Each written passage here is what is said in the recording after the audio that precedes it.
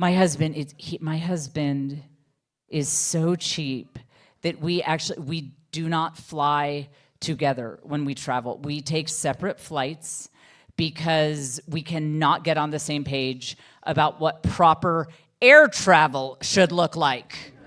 He flies, like the $39 discount airline. Like, they advertise $39, but then there are all of these add-ons for like whatever. If you don't want a middle seat, or if you don't want them to punch you in the face, it's another $60.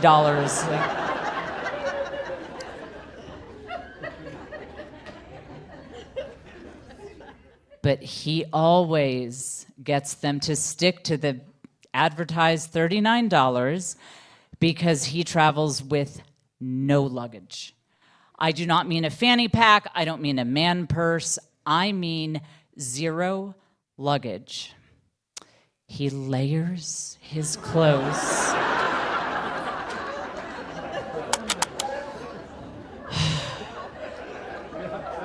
He'll wear these cargo pants with all these pockets. He'll put a cell phone charger and a toothbrush in his pocket and be like, done packing.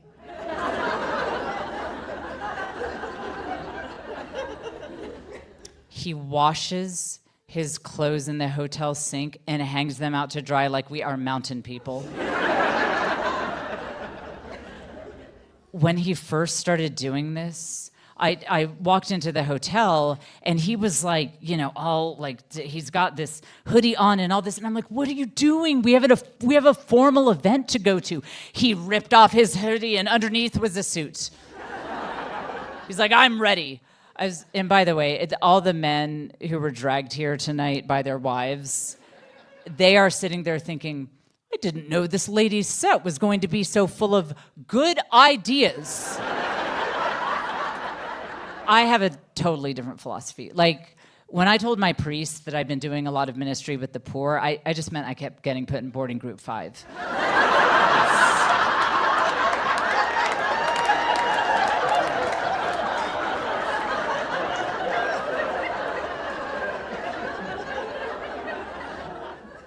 So one time we had a trip coming up where he would just need too many changes of clothes. And I was like, they're gonna get you. They're gonna get you. You are going to have to carry on a bag. Even if you go full Michelin Man, there's no way. You can't layer enough for this one. So they're gonna get you. And by the time that you have all of the, all the fees that they're going to charge you, you'll end up paying the same as if you were flying a real airline like me. And I'll try very hard not to say I told you so. So I walked into our room one day, and he had ripped open a neck pillow.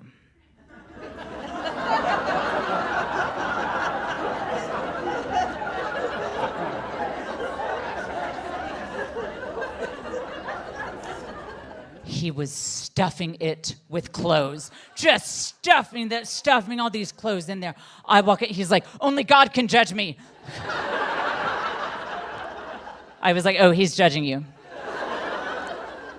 He puts on his neck pillow, heads down to his flight, and it was like he had an 18-wheeler tire around his neck. Of course, the flight attendant stopped him and was like, nice try, but sir, if I could get your credit card, we have actually an $80 carry-on fee, so if you could just hand me your credit card. He had screenshotted the FAA regulations. You know how you can screenshot with a highlight in it? He screenshotted the highlight. He's like, if you will please turn to section 3.2.1a. It says that the FAA says that you cannot count a neck pillow as a carry-on, and there is no size limitation.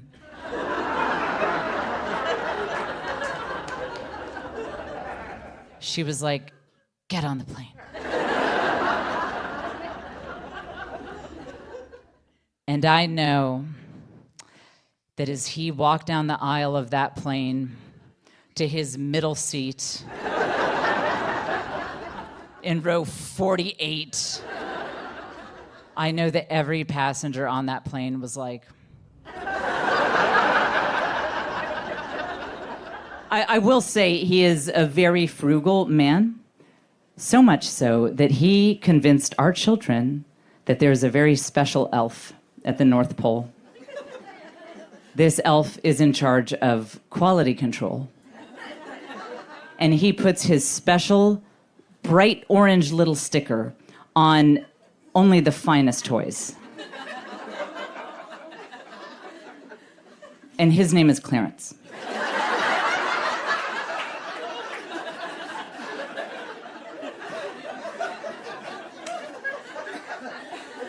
The kids would open their toys at Christmas and he'd be like, oh, darn it, did they misspell Clarence's name again? Oh.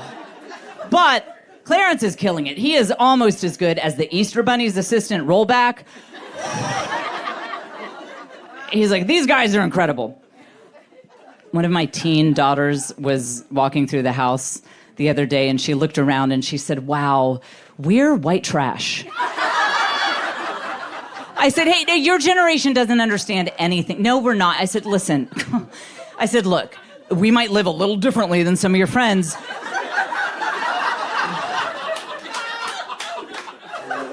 But that is because your father is frugal and your mother is neurodivergent. Look it up.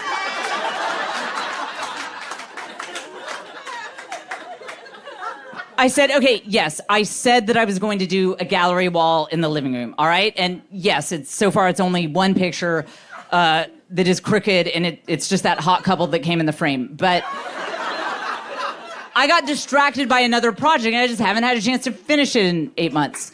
And so, yeah, give me a break. And I said, listen, I do know that all of our lawn furniture out back, it's broken, it's rusty. And yes, your friend got trapped in the chaise lounge last time she was here. I was like, she was fine. She didn't need to do that much screaming. Like, it was...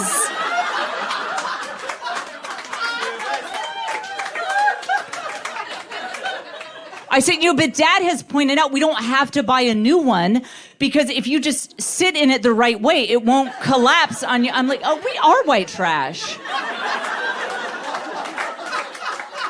Oh, yeah, we 100% are.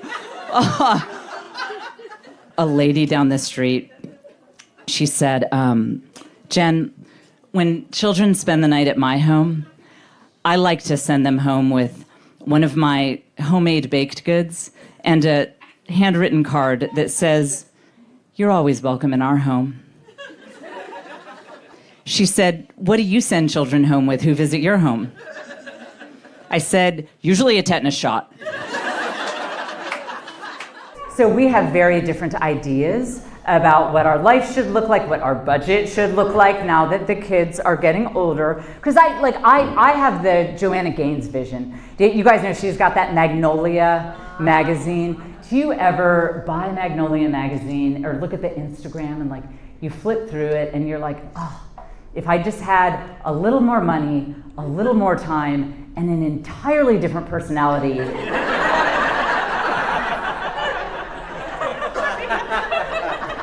This could literally be my life. Yes.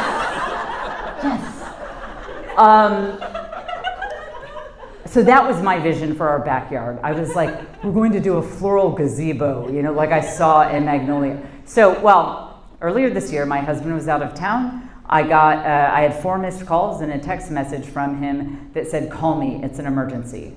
My heart drops when I heard that. I called him, I said, what's the emergency? He said, our Walmart has inflatable hot tubs on sale for $249. We will never see a deal like this again. You have to go get it. Okay, first question was this. How did he get this information? He's telling me there's only one left. I'm like, what, do you have a guy at Walmart? Your Walmart plug is telling you that? How do you know these things? Second of all, I said, listen, dear husband, in all the years that we have had all of these children and the different financial ups and downs that have come with that, we have been teetering on the very razor's edge of being fully white trash.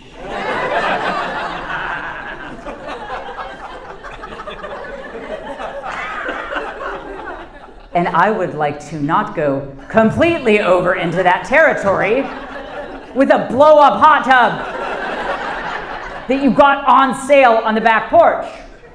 I said, now that the children are getting older, I would like to return to being the classy people that we never were.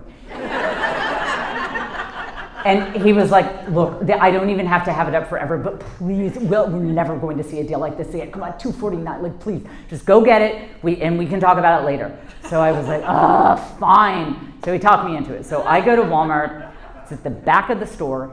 Sure enough, there's only one left. So I pull it, the box was so much bigger than I imagined.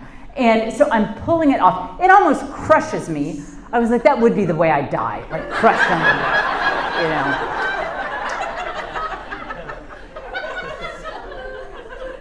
I get it in the cart. Obviously, it doesn't fit. It's like diagonal in there. This massive box that's taller than I am, and I'm pushing it through the store.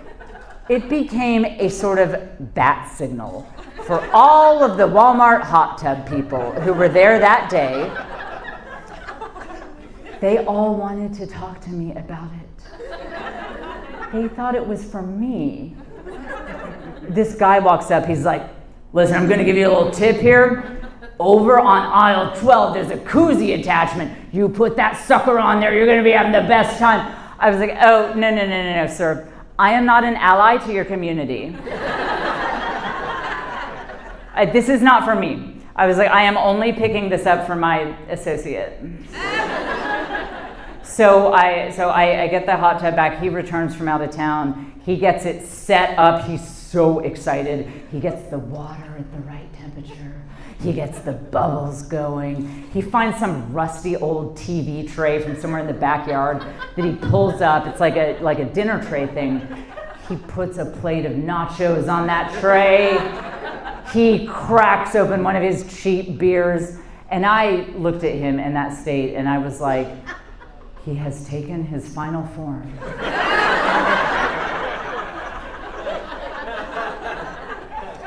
And I was like, all right, you get 2 more days with this. This is done. And then I am deflating this, just like my dreams of having a classy backyard. This is, we're done. You got 2 days, so enjoy it. The next day, I threw out my back. I had a terrible back strain. And I was walking around like, man, this is killing me. This is really a lot of pain. Ow. He said, you know what might help with that? I was like, not your stupid hot tub, never. But it just got worse, and it was so bad. And I was like, all right, 5 minutes just to prove to you that there is no use for this monstrosity that is on our back porch. So I get in the hot tub, and it felt really good. I mean, the bubbles, they were going right up where I had that muscle strain. I mean, the water was really warm. I was like, $249, really? He pulled up a tray of nachos, handed me a beer. Long story short, I was at Walmart last week and I saw a guy with one of these and I was like, listen, over on aisle 12, there's a koozie attachment. Thank you guys so much, Indianapolis. You've been amazing. Thank you.